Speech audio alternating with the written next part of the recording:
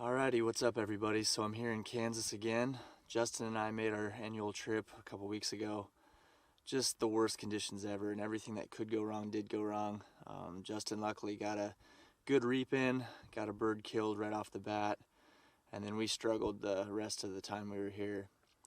And then on Sunday we both departed around noon. He drove about 30 miles, saw a bird in the field, asked the guy, got a self reap in, it sounds like. I haven't seen the footage, but was able to kill that bird, and it looked like a Rio from the pictures he sent. So here I am trying to redeem myself, get a few tags punched hopefully this weekend, and I'm about 400 yards from where I think they are now. So I'm gonna get all my stuff gathered up, head out, build a blind, and hopefully the wind doesn't pick up too bad. It's supposed to get up to like 35 miles per hour today, so it never ends. Stay with me. And I got the girlfriend's car this time, so got the back seat laid down, converted into a bed and a closet, and it's pretty comfortable. All right, everybody, so here's the situation. Just went by one of my properties, saw a hen and what I think's a jake. I'm pretty desperate right now, so I'm gonna go ahead and try to get a jake and see if they won't decoy. Stay with me, this is gonna be exciting.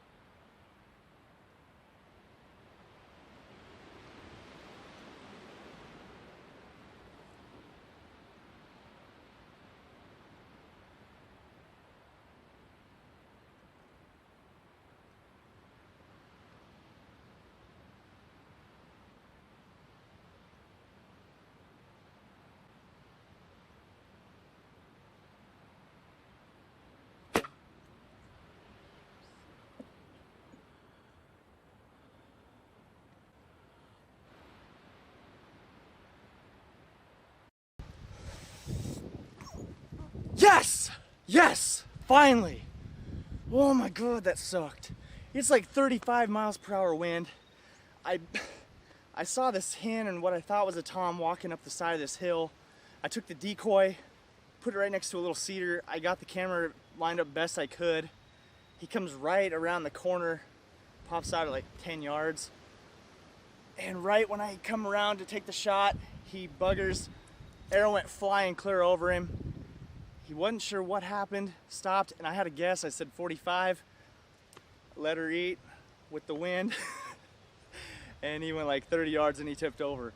All right, I'm sorry it's windy, and I also apologize. This hunt's probably gonna suck, but I'm by myself.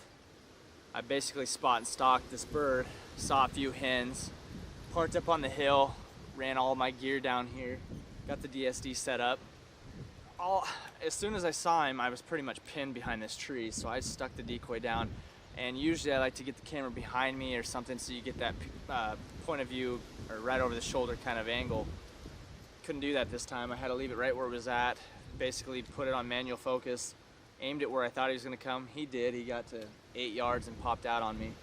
As soon as he ran off, I looked, saw him at what I guessed was 45 yards, and I just let it go in this awful wind, and it X-ringed him. I mean, perfect shot. He went 30 yards and tipped over. Let's go recover this bird. Again, this isn't gonna be the greatest hunt you've ever seen, but pretty much real time, this is how it went down. Ran up here, set it up, filming right beside me. Drew got to 8 yards. Missed the first shot, went out to 45 yards and absolutely smoked him, and I'm so pumped. Got one of my Kansas birds down. Let's go check him out.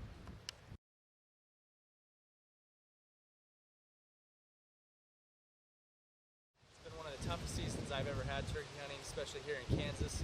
A couple weeks ago, Justin and I experienced some of the worst weather. It was windy, windier than this for 4 days straight.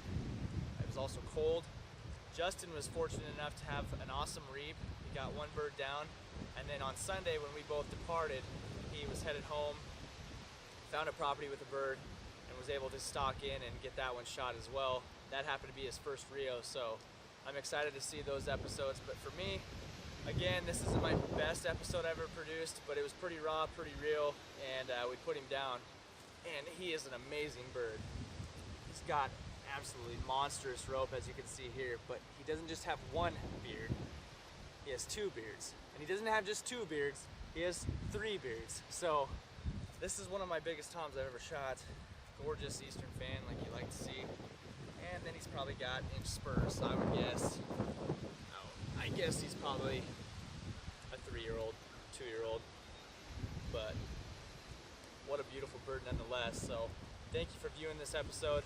Hopefully you guys enjoyed. Again, I apologize that it wasn't the best, but I'm still pretty happy to have this bird down. So as you can see behind me, that is my setup right there. Had the camera just right behind the tree here, and I drew right behind this, right when he come around the corner there. So that's what he saw when he come around the corner, and not a lot to hide behind, so there's no wonder he spooked.